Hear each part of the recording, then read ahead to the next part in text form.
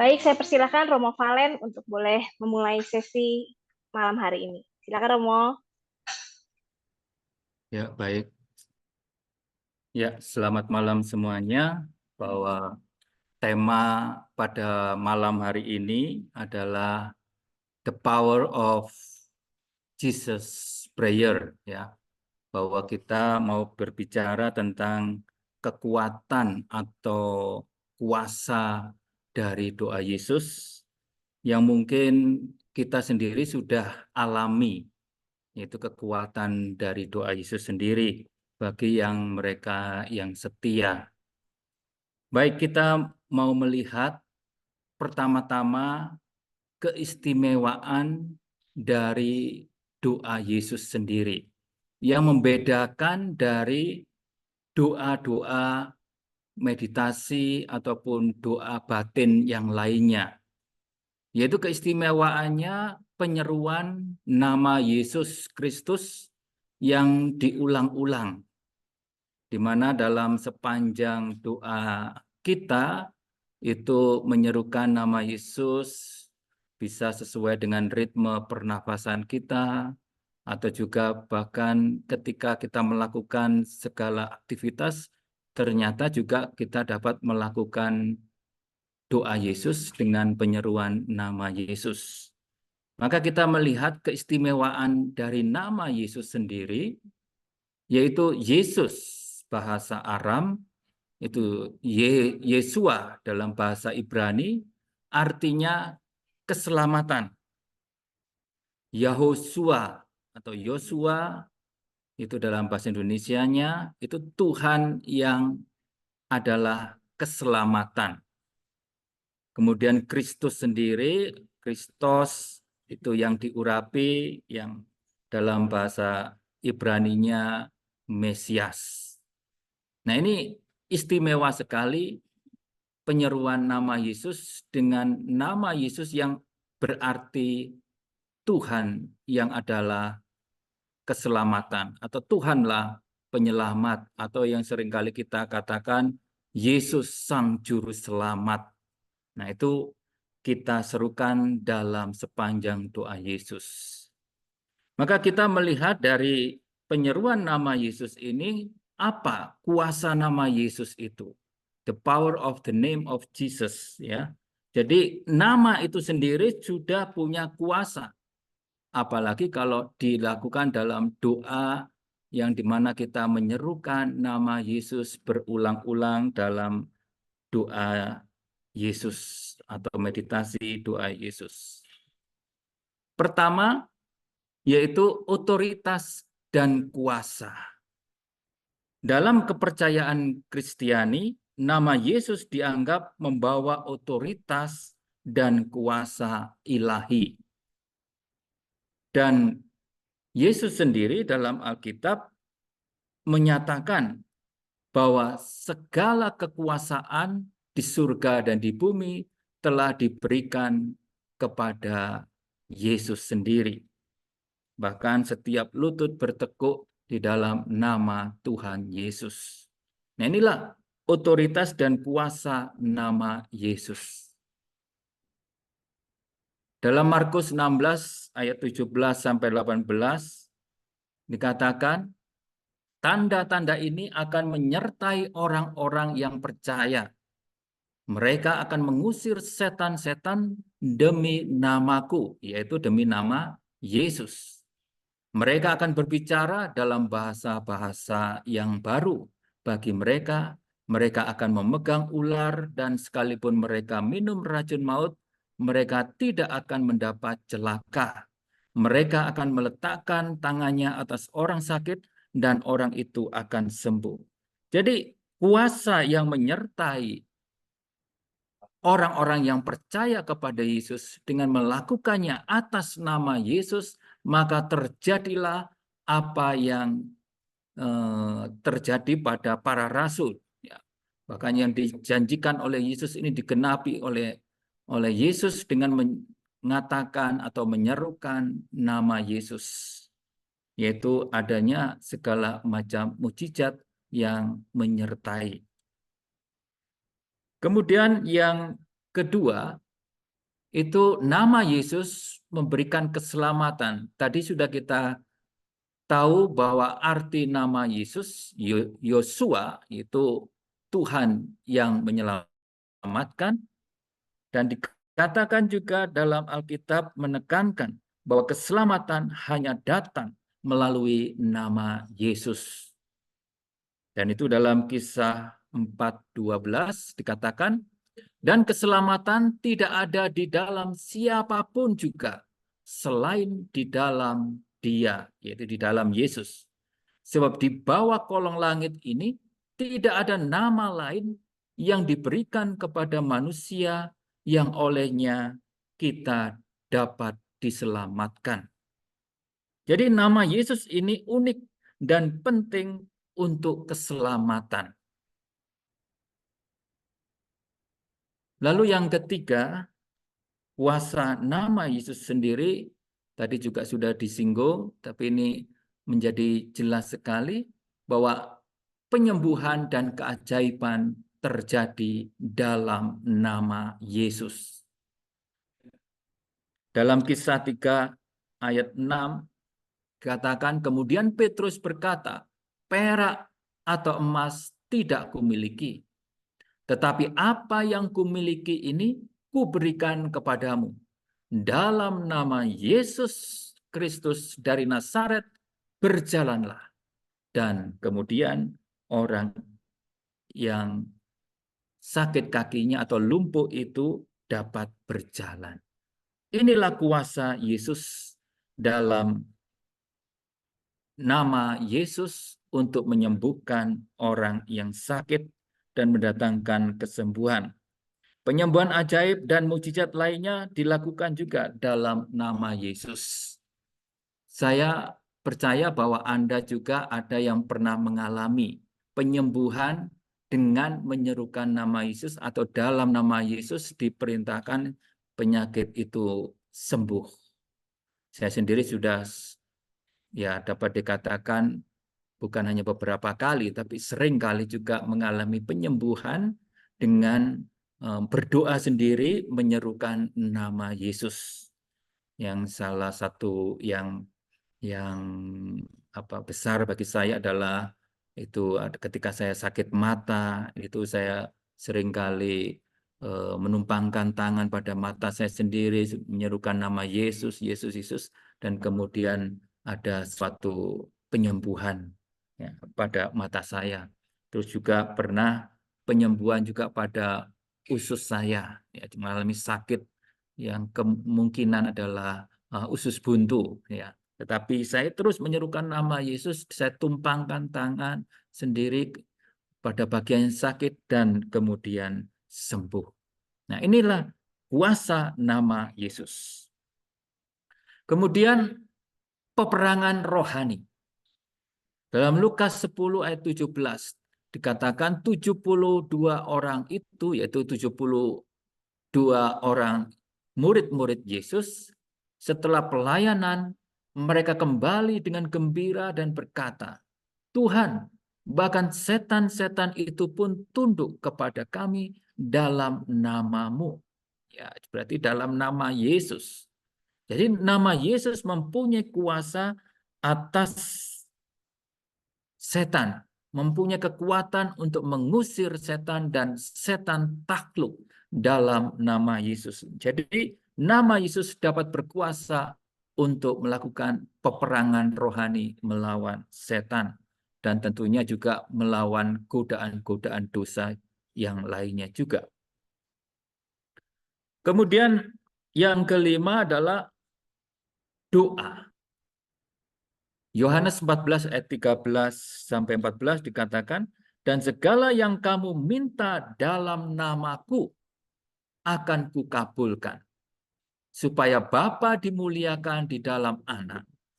Apapun yang kamu minta kepadaku atas namaku, maka aku akan mengabulkannya. Jadi di sini menjadi jelas bahwa berdoa dalam nama Yesus adalah cara untuk mendapatkan atau mengakses kuasa dan kehadiran Tuhan sendiri. Maka kita kalau meminta sesuatu di dalam nama Tuhan Yesus, kita juga boleh berharap dikabulkan doa-doa kita. Tentunya doa-doa permintaan yang memang sesuai dengan kehendak Tuhan itu pasti dikabulkan. Nah, itu dalam surat Yakobus juga dikatakan ya, supaya doanya itu kalau yang mau dikabulkan ya jangan doa-doa yang hanya untuk kepentingan nafsu kita ya. Nah, itu tentunya doa yang egois. Nah, dalam hal ini tentunya Tuhan tidak akan memberikan kepada kita karena Tuhan menginginkan kebaikan untuk kita. Lalu yang keenam, inkarnasi nama Tuhan. Nama Yesus melambangkan kehadiran Tuhan sendiri. Dan Katekismus mengatakan nama Yesus menandakan bahwa nama Allah hadir dalam pribadi putranya yang dijadikan manusia untuk penebusan dosa secara universal dan definitif. Jadi di sini dengan nama Yesus, kita menyerukan nama Yesus, itu Yesus sungguh hadir dalam diri kita. Bahwa kita mengundang pribadi Yesus sendiri. Jadi nama Yesus itu sendiri sudah punya kuasa. Nah, apalagi kita memakainya di dalam doa yang dapat dikatakan tak kunjung putus, atau kita doakan terus-menerus itu dalam doa-doa kita yang tidak terbatas dalam saat hening, kita meditasi, pejam mata, menyerukan nama Yesus. Nah, itu dapat kita lakukan, tetapi ketika aktivitas sehari-hari kita dapat lakukan itu. Kemudian kita akan melihat kalau tadi kuasa nama Yesus sendiri, lalu apa kekuatan dari doa Yesus sendiri yang dengan metode kita menyerukan nama Yesus seperti dalam rumusan panjang dalam bahasa Inggris, Lord Jesus Christ, Son of God, have mercy on me, a sinner. Tuhan Yesus Kristus, Putra Allah, kasihanilah aku orang berdosa ini. Atau kalau kita terbiasa dengan rumusan yang paling pendek, yaitu Yesus, Yesus, Yesus. Ya itu. Ya, kita terserah pada kita masing-masing. Tetapi memang pada awalnya yang diberikan adalah memakai rumusan yang panjang ini. Kuasa atau kekuatan doa Yesus sendiri saya berikan ada 8 poin. Ya. Tetapi sebetulnya kalau saya renungkan ini masih banyak sebetulnya kekuatan doa Yesus ini. Masih banyak. Tetapi baiklah dengan 8 ini saja sudah cukup banyak ya. Kita lihat satu persatu. Memfokuskan pikiran dan hati. Dengan berulang kali melantunkan doa pendek, Tuhan Yesus Kristus, Anak Allah, kasihanilah aku, orang berdosa ini. Tuhan Yesus Kristus, Anak Allah, kasihanilah aku. Ya. Hal ini menenangkan otak kita, ya, menenangkan pikiran kita dari segala macam gangguan. Mungkin sedang pusing, mungkin ada banyak macam-macam yang masuk dalam pikiran kita, bahwa pikiran kita itu seringkali bekerja aktif. Ya, ini akan membantu kita untuk fokus ya pada pikiran dan hati kita, yaitu fokus pada kehadiran Tuhan di dalam diri kita. Walaupun saya akui dan kita sendiri mungkin berjuang, ya memang seringkali kita melamun juga ya dalam doa Yesus. Seringkali kita juga tidak fokus, tetapi dengan menyerukan dengan kesadaran ini lebih membantu kita untuk fokus daripada kita hanya diam lalu berusaha menyadari akan kehadiran Tuhan. Nah, itu memang ada metode seperti itu. Tetapi metode doa Yesus ini dengan kita diam lalu menyerukan nama Yesus, ini lebih membantu kita untuk fokus kepada kehadiran Tuhan di dalam diri kita. Kemudian yang kedua, terhubung dengan nama ilahi, yaitu nama Allah sebetulnya ya. Jadi mengucapkan nama Yesus berarti memanggilnya dan mengundang kehadiran Yesus sendiri ke dalam diri kita. Tetapi memang lebih tepatnya karena Yesus itu hadir di dalam lubuk jiwa kita, terutama ketika kita dibaptis dalam nama Bapa dan Putra, yaitu dalam nama Yesus, kemudian dan Roh Kudus. Ini berarti Allah Tritunggal itu tinggal dalam diri kita, bersemayam dalam lubuk jiwa kita. Maka dengan menyerukan nama Yesus ini, kita menyadari akan kehadiran Yesus dan bahkan sampai dibawa kepada pengenalan, perjumpaan pribadi dengan Yesus. Nah, inilah kekuatan dari doa Yesus itu. Kemudian yang ketiga, menumbuhkan kedamaian batin dan pembebasan. Sifat doa ini adalah yang diulang-ulang, repetitif ya, dan fokus pada kemurahan Tuhan. Dan ini akan mendatangkan rasa kedamaian dan ketenangan batin. Dan kemudian juga mengalami damai dengan sesama. Karena ketika orang mengalami misalnya emosi, lalu dia menyerukan nama Yesus, ya, Yesus, Yesus, Yesus, lalu dia tenang, jadi tenang. Maka dia juga dapat berelasi dengan sesamanya dengan lebih damai, dengan menguasai emosinya. Maka hubungan dengan sesama juga menjadi baik atau damai dengan sesamanya. Dan juga melalui doa Yesus ini membebaskan kita dari ketakutan, dari kecemasan, dan bahkan gangguan kehidupan duniawi. Jadi orang yang mengalami takut, misalnya nih ya, kalau orang berada di rumah sendiri mungkin takut, ya, atau mungkin pernah ke tempat pertapaan-pertapaan kami, lalu tidur sendiri, tidak pas waktu ada retret, tapi retret pribadi, lalu takut. Nah, entah dimanapun, seringkali orang mengalami takut. Nah, ketakutan ini akan hilang ketika kita menyerukan nama Yesus sendiri. Ya. Kecemasan terhadap apapun yang kita hadapi juga akan dapat teratasi. Dan gangguan kehidupan duniawi, yaitu gangguan-gangguan yang menggoda kita, di mana dunia ini kan memang dikuasai oleh dosa, godaan-godaan duniawi.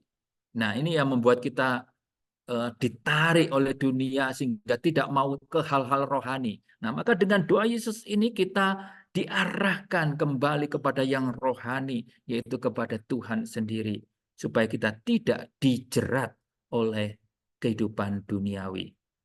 Kemudian doa Yesus ini membantu menemukan kebahagiaan sejati. Ya, karena dengan menyerukan nama Yesus ini kita mau berjumpa dengan Yesus sang kebahagiaan sendiri.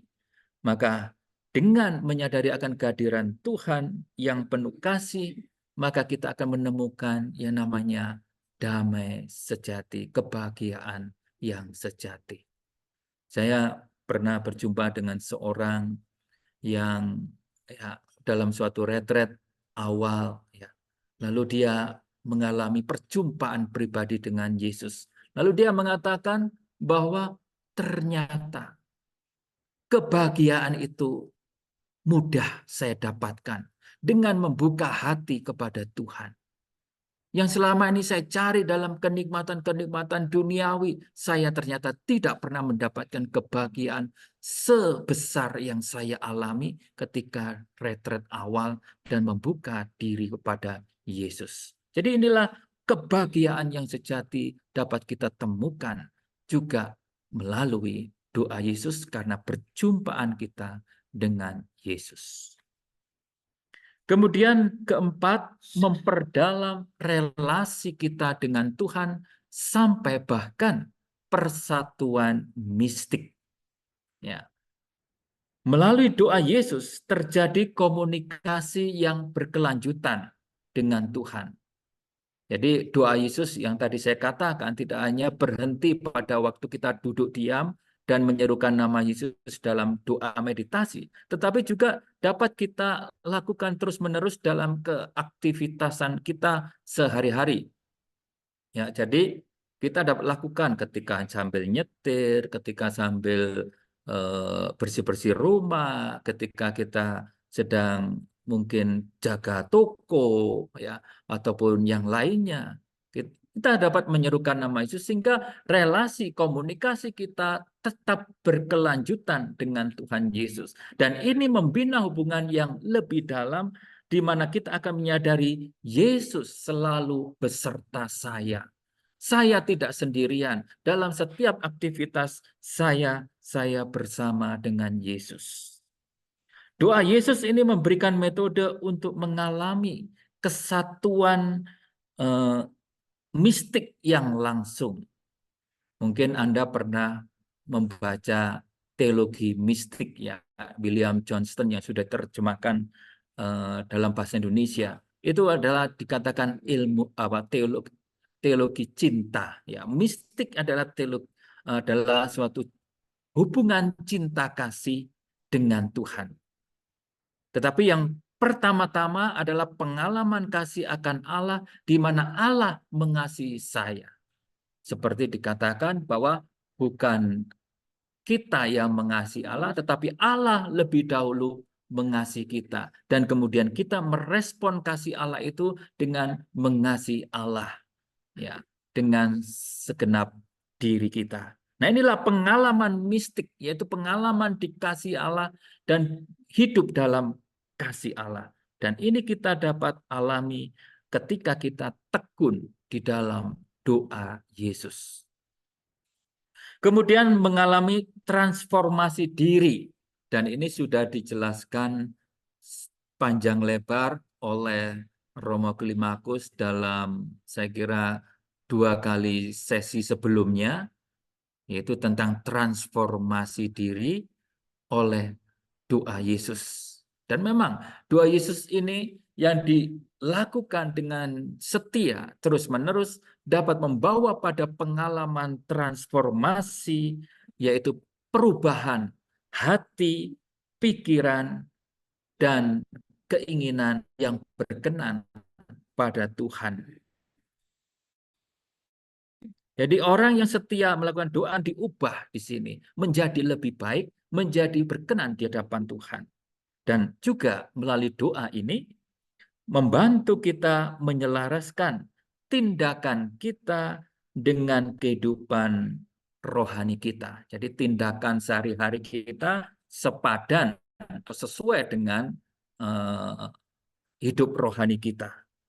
Ya, kita sebagai orang Kristiani, ya kelihatanlah dalam hidup sehari-hari bagaimana perkataannya, bagaimana perbuatannya, bagaimana ide-idenya itu baik, ya, membangun, bukan tercemar atau bahkan penuh dengan hal-hal yang buruk, ya tidak. Tapi dengan doa Yesus ini akan membantu kita bahkan mengintegrasikan doa ke dalam rutinitas sehari-hari. Di mana melalui doa Yesus ini kita berarti tetap dapat berdoa walaupun dalam kesibukan sehari-hari. Nah, inilah yang dapat kita alami, yaitu di mana akan mengubah hidup kita. Kemudian yang keenam, kerendahan hati dan pertobatan. Kalau kita menggunakan rumus yang panjang, Tuhan Yesus, Anak Allah, kasihan itu orang berdosa ini. Atau Tuhan Yesus Kristus, kasihanilah aku.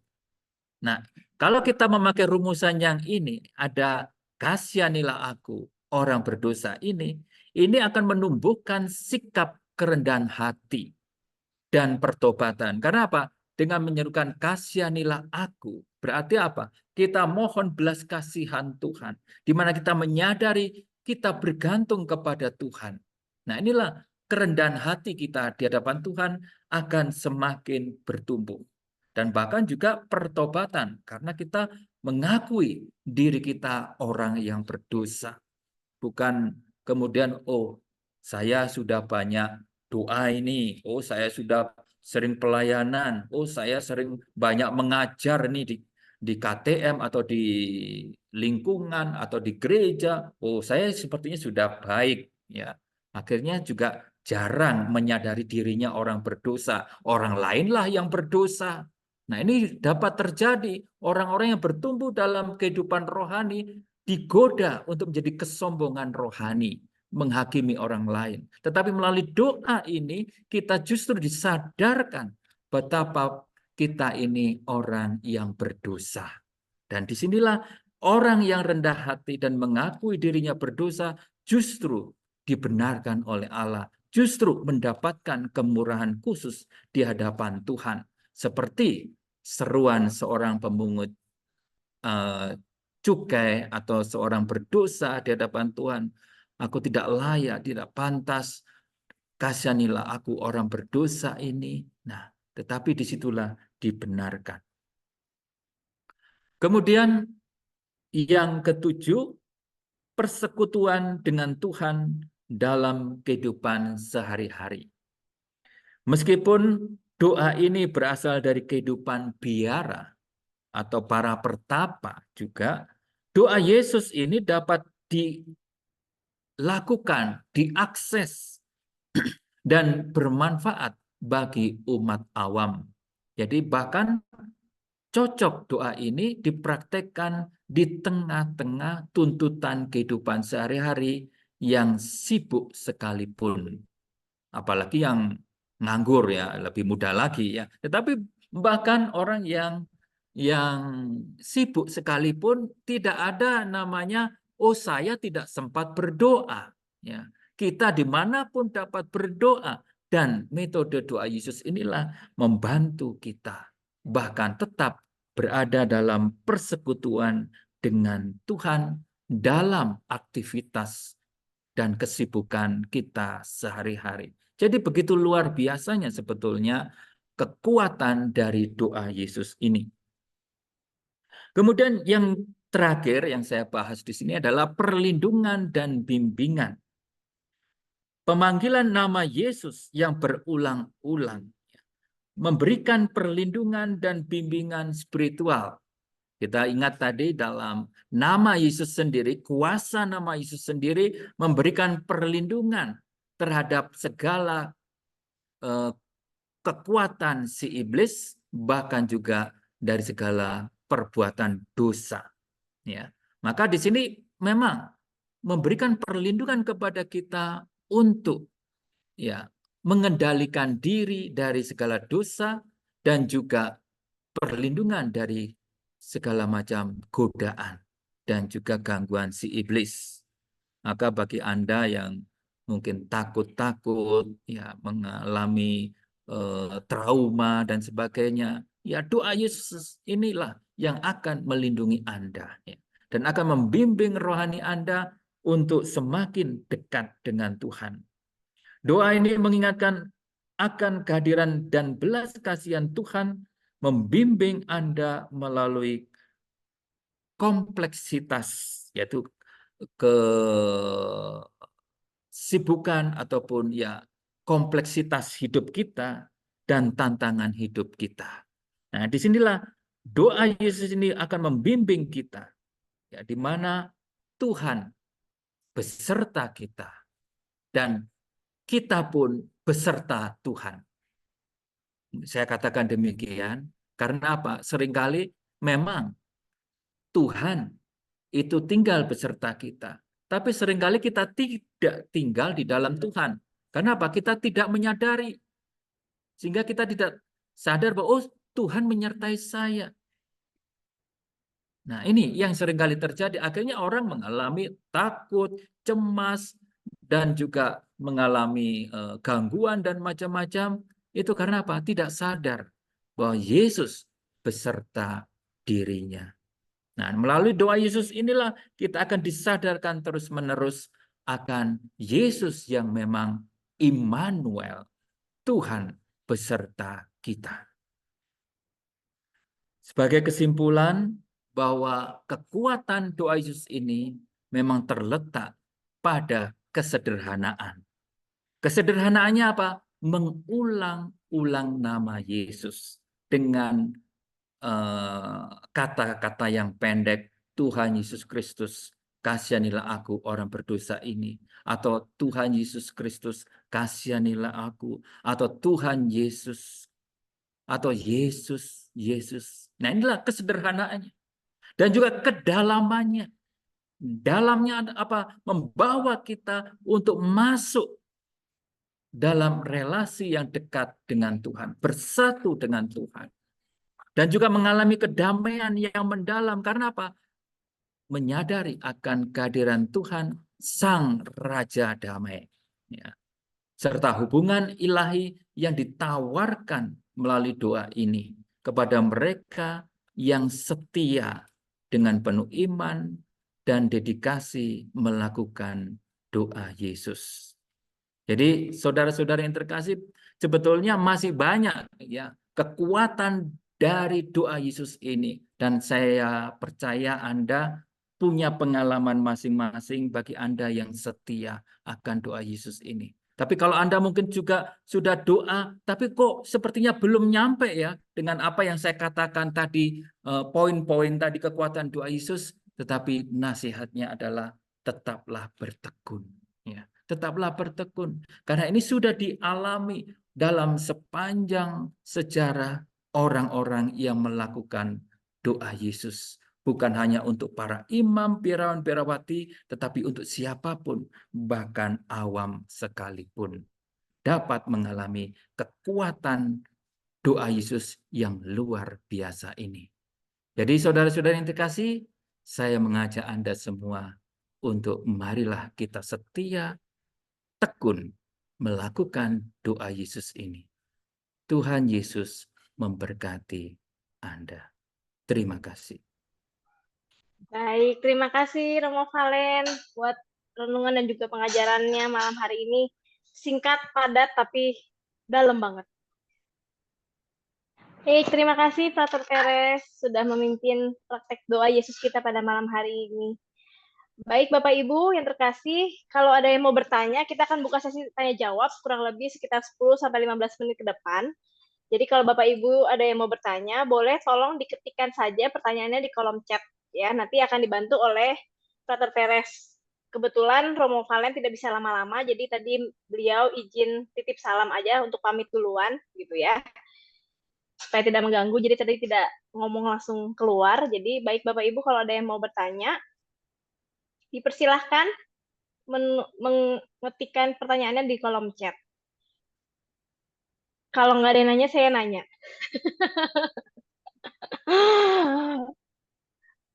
Frater Teres, ini mungkin pertanyaan dari pengalaman tadi kita praktek bareng doa Yesus.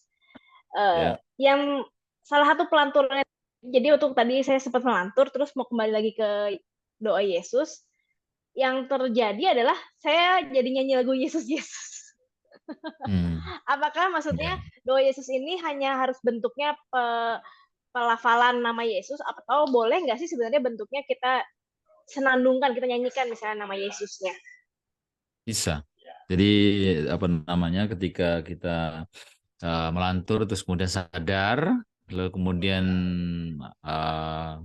yang timbul dalam hati penyeruannya melalui nyanyian di Yesus Yesus itu ya enggak apa-apa, ya teruskan saudara sampai kemudian pelan-pelan dia hening ya, dia apa namanya menuju kepada semakin ke sana semakin lembut, akhirnya nyanyian pertama mungkin di bibir ataupun di mulut kita, lalu beralih kepada pikiran batin kita, kalau dalam hati kita. Jadi itu sebagai tahapannya seperti itu prosesnya. Jadi tidak selalu eh, dengan hanya mengucapkan nama Yesus atau menyerukan nama Yesus, tapi bisa juga dengan lagu Yesus Yesus Yesus itu. Ya, ternyata pertanyaannya sama dengan pertanyaan Ibu Ya. Paulina ya. Terima kasih. Ada yang tadi bertanya lagi. Ada yang bertanya apakah acara ini diadakan setiap hari, Pak? Oh, namanya nggak ada ya, tapi ini diadakan sebulan sekali, betul. Ya. Ya. Baik, Bapak Ibu silakan yang masih mau bertanya pertanyaan yang lain. Kalau sambil nunggu Bapak Ibu mungkin ngetikin pertanyaannya, saya tanya lagi aja ke Frater Perez. Mungkin ini bisa menjadi curahan jawaban pertanyaan dari udah ada. Ya udah langsung aja dulu. Dari Pak. Selamat malam, Romo. Bolehkah saya mengkombinasikan meditasi Zen dengan doa Yesus dalam artian pemusatan pikiran saya lakukan dengan menyebut-nyebut Yesus. Sementara dalam meditasi Zen melalui perhatian kepada nafas. Bagaimana, Frater? Ya, kita menggunakan juga ritme pernafasan. Artinya perhatian kita dalam doa Yesus adalah doanya. Jadi penyeruan nama Yesus itu perhatiannya, bukan pada nafasnya ya. Ya itu yang membedakan kita dengan meditasi Zen. Kalau Zen memang ya, dia fokusnya itu di nafas. Itu Zen. Jadi tidak pada yang lain, tapi kalau Zen itu pada pernafasan, keluar masuk nafas itu ya. Kalau sementara dalam doa Yesus ya itu di doanya, di penyeruan nama Yesus itu perhatiannya. Jadi ketika ada gangguan atau apapun, kembali kepada penyeruan nama Yesus, bukan pada pernafasan. Nafas itu sarana. Ya, jadi metodenya boleh menggunakan para metode pernafasan, tapi pernafasannya bagaimana? Ketika saya menarik nafas, ya saya tarik udara itu, saya hirup, sebut atau Tuhan Yesus Kristus Putra Allah yang hidup, lalu keluarkan, kasihanilah aku orang berdosa ini, atau keluarkan sus, tarik keluarkan sus. Itu dia punya perhatian kita. Jadi dengan kalau menggunakan ritme pernafasan, ya. Jadi bukan yang kemudian kita menyerukan nama Yesus, tapi perhatian kita di pernafasan, tidak. Nanti fokusnya tetap di pernafasan, bukan di doanya akhirnya. Karena yang diutamakan adalah kita mau mengalami kuasa dari nama itu. Ya, kuasa dari nama yang kita sedang, karena kita mengerti nama itu apa artinya. Ketika kita mengerti, kita mau merasakan kuasa, kekuatan, pengaruh dari nama itu, bukan dari nafas. Ya, bukan nafasnya ya. Ya ini yang harus saya harus menjelaskan ini kembali, karena seringkali salahnya di sini. Ya, kita kelirunya dengan apa namanya, ketika kita menggunakan metode ritme pernafasan. Ya, jadi sekali lagi itu metode.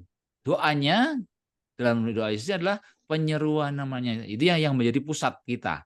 Fokus kita, perhatian, pikiran, perasaan, batin kita, fisik kita itu di doanya. Nah, itu. Baik, terima kasih pertanyaannya, Bapak. Kalau ada yang masih kurang jelas boleh tanya lagi ya. Tapi kita lanjut ke pertanyaan selanjutnya dulu. Dari Ibu Maria bertanya, mengapa saya sangat susah menyerukan nama Yesus, sering tidak fokus? Kenapa tuh, Ya, Frater? bisa apa namanya, banyak faktor. Ya, banyak faktor.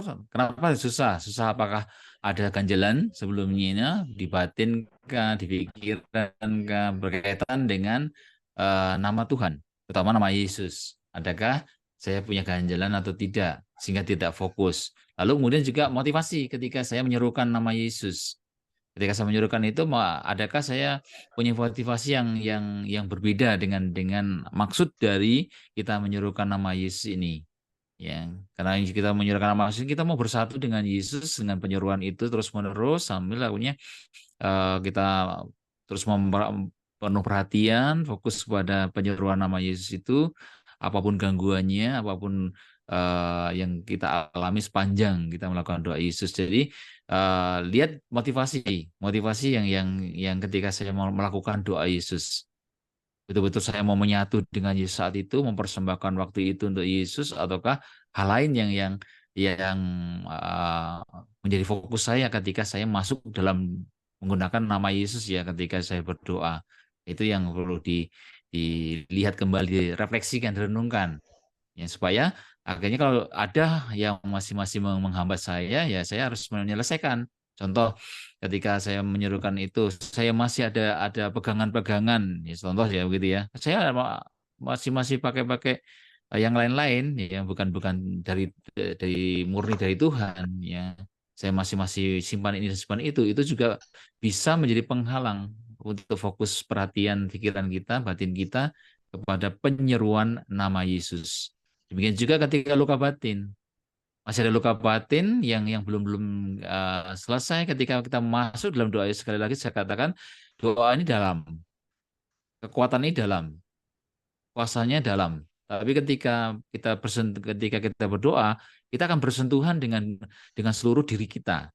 Ketika kita berhadapan dengan eh, Tuhan Yesus, ketika kita menyerukan nama ini saja, itu akan menyentuh bagian-bagian yang terdalam diri kita, hakikat diri kita, jati diri kita yang sesungguhnya.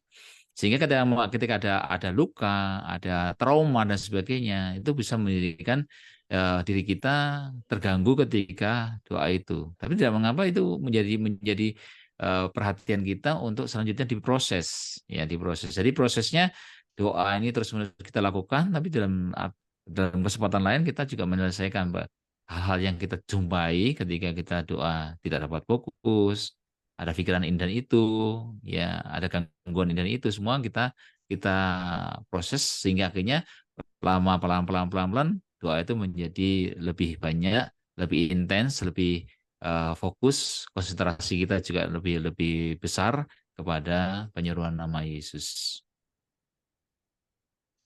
Baik. Ya, Frater nanya dikit deh, mumpung karena ngebahas soal nggak tuh. Sebenarnya boleh nggak sih kalau misalnya doa Yesusnya itu nggak merem, tapi misalnya kita ngelihat salib gitu? Ini boleh. nanya beneran. Jadi Maksudnya kan boleh.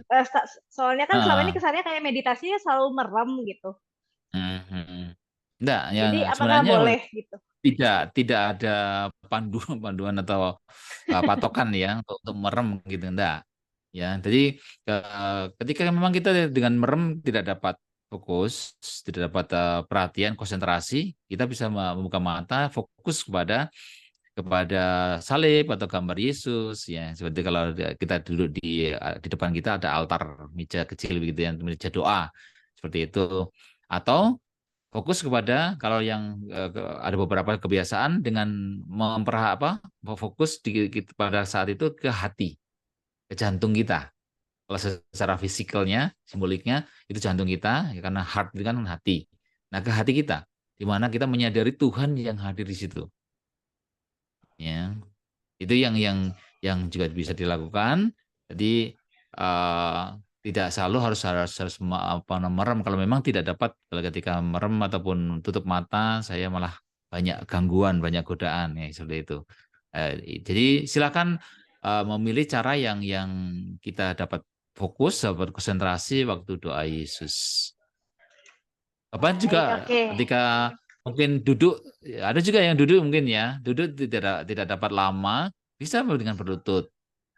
Ya, jadi dalam waktu yang kita sediakan itu kita bisa berlutut, bisa juga berdiri, ya, berdiri, sehingga ataupun juga dengan meditasi jalan.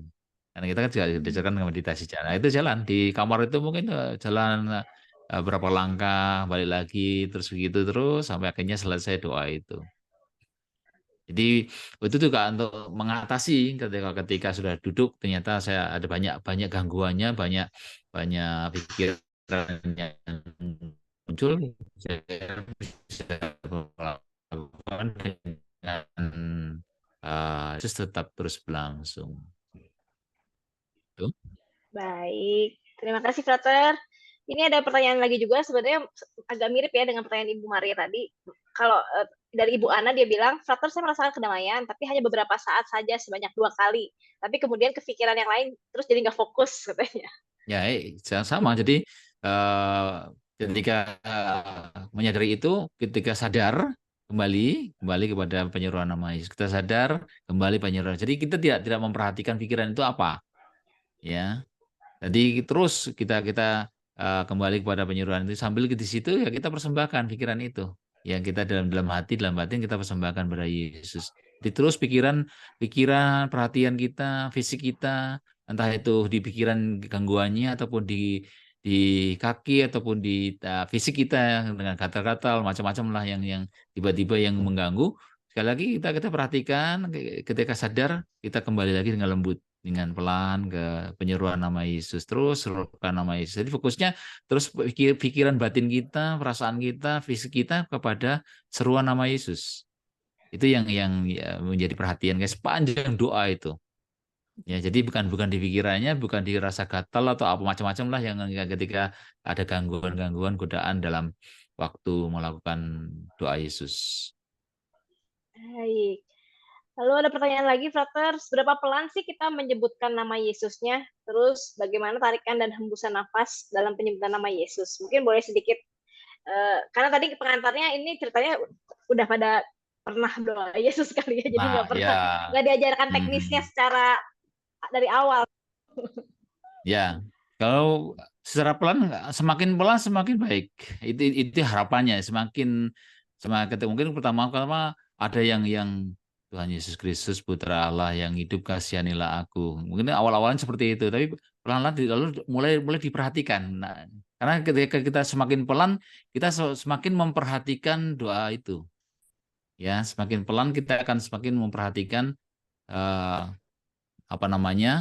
kata-kata yang kita ucapkan. Ya.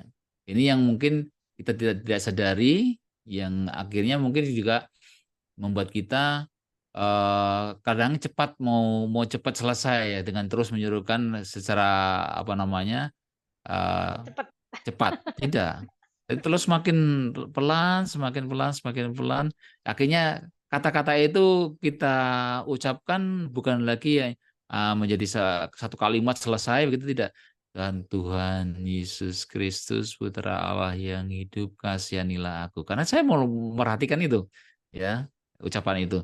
Terus begitu, Tuhan Yesus Kristus Putra Allah yang hidup, kasihanilah aku. Atau Yesus. Kalau mengikuti tarikan nafas, ketika kita menarik nafas ya, ketika kita mengambil udara itu panjang ya, Yesusnya panjang. Jangan di stop sementara nafasnya masih belum selesai, nariknya belum selesai, kita sudah selesai Yesusnya gitu ya, enggak. Yesus. Yesus.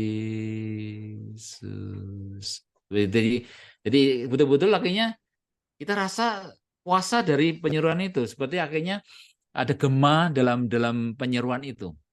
Nah, itu yang akhirnya kita menikmati dari setiap kata, baik itu pendek maupun yang panjang kita serukan nama Yesus itu kita nikmati. Jadi bukan sekedar lewat gitu saja, hanya kita serukan Yesus Yesus Yesus Yesus gitu kan.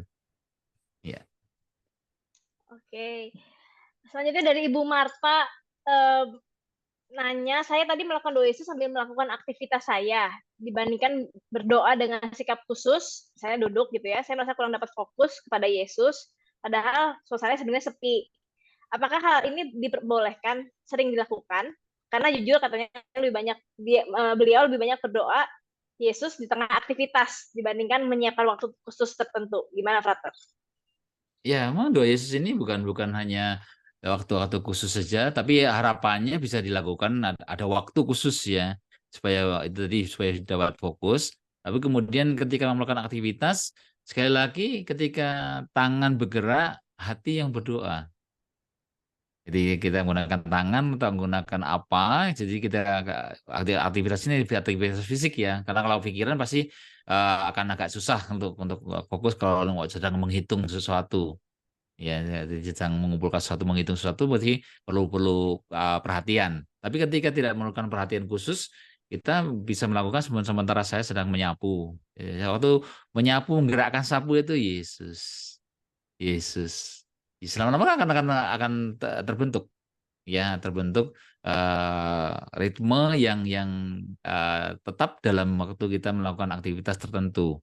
Itu baik, atau yang lain lagi sedang mungkin di kebun, ya, seperti itu, sedang mencabut rumput kah, atau sedang membersihkan atau menyapu di halaman, semuanya itu, atau sedang bahkan eh, ya sedang mandi pun kita bisa berdoa menyerukan nama Yesus. Ya, sementara menyiram Yesus, ya, atau Tuhan Yesus Kristus Allah itu secara pelan-pelan kan. Seperti itu kadang-kadang kita tidak berani kalau dingin gitu, langsung siram secara cepat. Tapi itulah yang sebenarnya kenapa doa ini tidak dibatasi hanya waktu-waktu khusus, bisa dilakukan ketika kita sedang berjalan, kita sedang melakukan aktivitas-aktivitas harian itu, ya. Tapi harapannya juga ada waktu khusus, ya. Karena itu yang untuk kita boleh semakin merasakan secara mendalam ketika kita menyediakan waktu khusus. Mungkin tambahan sedikit, Ibu Adita menanyakan kalau memberikan waktu khusus itu berapa lama ya, Romo? Ya, untuk yang pemula itu minimal 20 menit. Ya, Saya pun shock. minimal 20 15-20 menit. Jadi 15-20 menit itu waktu untuk kita praktek doa Yesusnya, ya. Jadi mungkin ada persiapan di awal, di akhir, ya itu mungkin ada berapa begitu. Tapi yang 15-20 menit ini waktu minimalnya, ya, yang untuk kita menyerukan. 15-20 itu harus satu waktu bersamaan atau boleh dipecah, Ya, Romo? Misalnya kayak pagi waktu 5 menit, siang 5 menit, itu boleh ya nggak? yang Atau satu kali.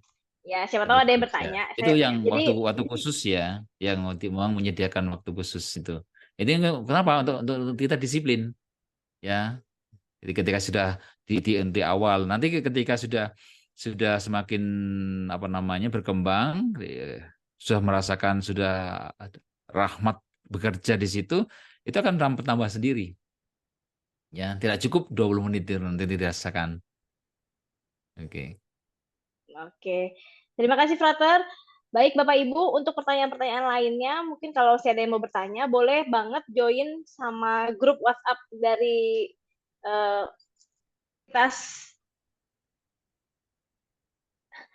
komunitas ini ya, Menyelami Hidup Doa. Jadi itu setiap hari Rabu dari jam 12 sampai jam 6 sore itu dibuka waktu untuk bertanya di grup WhatsApp tersebut. Saya akan share link-nya ya. Jadi kalau Bapak Ibu yang belum join ke grup WhatsApp-nya, boleh klik link aja yang ada di kolom chat supaya bisa masuk ke dalam grup WhatsApp tersebut. Terakhir mungkin bukan pertanyaan, tapi saya juga mau membacakan ini ada sharing sebenarnya dari Ibu Eli Nawati sebelum kita tutup pertemuan kita malam hari ini ya. Beliau bertestimoni ya, sharing pengalamannya. Katanya tadi waktu doa Yesus, dia tuh sempat ada pelanturan-pelanturan waktu awal. Tapi sempat hampir jatuh katanya, mungkin karena ketiduran. Tapi terus dia bilang ketika dia kembali mengulangi nama Yesus secara sadar dan diresapi, tiba-tiba matanya beliau menitikkan air mata, sampai dia juga nggak tahu kenapa, terus merasakan dirinya seutuhnya itu secara fisik dan batin, akan secara satu hal yang sangat mendalam gitu. Sunyi, sepi, damai, tenang, sampai ada sorot. Jadi ketika benar-benar kayak ngerasa nggak ada kayak mungkin nggak merasa kayak sedang melakukan doa Yesus secara online gitu ya. Sampai akhirnya katanya ketika Frater berbicara baru dia sadar lagi, katanya baru kembali lagi ke sini. Dia bilang dia tenggelam dalam keheningan menyebutkan nama Yesus saja. Ya ini mungkin jadi sharing yang bisa menguatkan kita semua juga Bapak Ibu. Kalau kita setia, bertekun ya, seperti tadi katanya Romo Valen juga ya, bukan soal melakukan 20 menit doa Yesus, tapi misalnya bagaimana meresapi kuasa nama Yesus tersebut dalam hidup doa kita. Supaya jadi berkat. Mungkin sebelum kita akhiri dengan pengumuman, Frater Teres mau kasih satu kesimpulan atau mungkin ajakan singkat untuk para peserta malam hari ini. Ya, berkaitan dengan tema sesi doa menyelami doa pada malam hari ini, ya, kekuatan kuasa dari nama Yesus atau doa Yesus itu sendiri, ya, kita ketika melakukannya sekali lagi dengan sebuah kesadaran, jadi sebuah perhatian yang semakin hari semakin besar, bukan saja kita melakukan hanya sekedar mengucapkan nama Yesus atau menyerukan kalimat-kalimat, tidak, tapi disadari betul-betul kalimat itu, kata-kata itu, terutama ketika hanya menyerukan Yesus, Yesus. Itu kuasanya luar biasa. Kalau betul-betul disadari dengan dilakukan dalam apa? Dalam iman, kasih, dan pengharapan yang besar kepada Dia. Ya, walaupun mungkin kita ada kerinduan, keinginan macam-macam, tapi itu semua kita letakkan dalam penyeruan nama itu. Jadi bukan bukan bukan terpisah, dalam satu kesatuan. Semua kerinduan, keinginan kita, permohonan kita disatukan ketika kita menyerukan nama itu waktu kita mempraktekkan doa Yesus. Sehingga saya yakin ketika kita melakukannya dengan iman, harapan kasih, dan juga dengan kerinduan perhatian yang besar pada doa ini, Tuhan akan mencurahkan rahmat-rahmat yang kita butuhkan sesuai dengan waktunya Tuhan. Ya, bukan waktunya kita. Ya, kita paksa tidak akan terjadi, tapi ketika kita menyerahkannya kembali kepada waktunya Tuhan, Tuhan akan memberikan itu kepada kita. Itu saja. Terima kasih.